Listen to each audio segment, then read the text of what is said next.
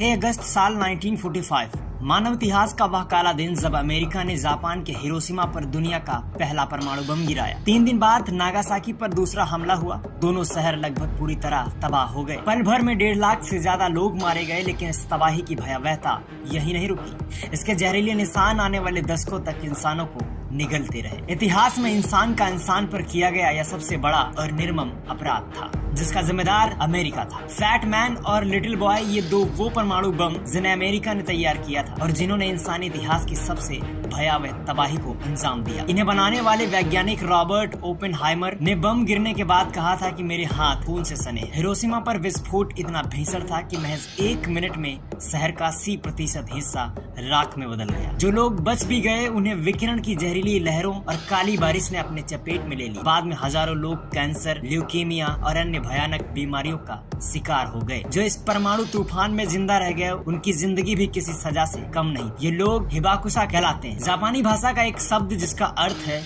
विस्फोट से प्रभावित व्यक्ति। हिबाकुशा न सिर्फ पीढ़ी दर पीढ़ी विकिरण जनित बीमारियों से जूझते रहे, बल्कि समाज के तिरस्कार के शिकार भी बने। उन्हें बीमारी का सोर्स माना गया। बीबीसी की एक रिपोर्ट बताती है कि आज भी जापान में कई लोग हिबाकुशा से विवाह करने से कतराते हैं। उन्हें सामाजिक रूप से अलग अलग कर दिया जाता है। बीबीसी की एक डॉक्यूमेंट्री में 86 वर्षीय मिजुको कोडमा का इंटरव्यू है, एक हिबाकुशा जिन्होंने हिरोशिमा पर परमाणु बम गिराने की त्रासदी खुद अपनी आंखों से देखी। और सही है, मिजुको कहती है कि जब मैं आज दुनिया में चल रहे जंग के बारे में सोचती हूँ, मेरा शरीर कांप उठता है और आंखों से आंसू छलक पड़ते हैं। हम परमाणु बमबारी के उस नरक को दोबारा नहीं दोहरा सकते। मुझे संकट का एहसास हो रहा है। बीबीसी की रिपोर्ट में एक हिबाकुशा का बयान है जो उस दिन की दर्दनाक लम्हे को आज भी नहीं भूल पाए हैं। वे कहते हैं कि जो भी मैंने देखा वो किसी नरक से कम नहीं था। लोग हमारी ओर भाग रहे थे, उनके शरीर पिघल रहे, मांस लटक रहा था, बुरी तरह झुलसे हुए लोग दर्द से करा रहे थे। उनकी चीखें अब भी मेरे कानों में गूंजती हैं। साल 1980 में वैज्ञानिकों ने न्यूक्लियर विंटर थ्योरी पेश की, जिसमें परमाणु युद्ध के प्रभाव का विश्लेषण किया गया था।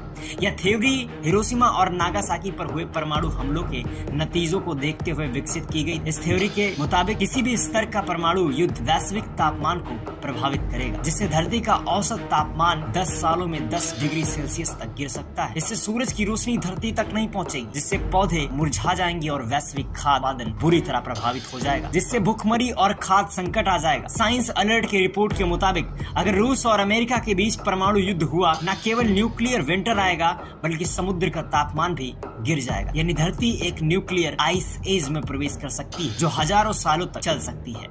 वर्तमान में दुनिया के 9 देशों के पास परमाणु हथियार है। विशेषज्ञों का मानना है कि अगर भारत और पाकिस्तान के बीच परमाणु युद्ध होता है तो लगभग 13 करोड़ लोगों की तत्काल मौत हो सकती है। जंग के 2 साल बाद तक करीब 2.5 अरब लोग भूखमरी के शिकार हो सकते हैं। हिरोशिमा में अब फिर से फूल खिलने लगे हैं। हिरोशिमा और नागासाकी के ये 2 शहर जो कभी राख हो गए थे अब फिर से उठ खड़े हुए हैं। जापान के शहर आज न सिर्फ फिर से बच चुके हैं, सड़कें, दीवारें और म्यूजियम आज भी दुनिया को याद दिलाते हैं कि तबाही का वो मंजर दोहराया नहीं जाना चाहिए।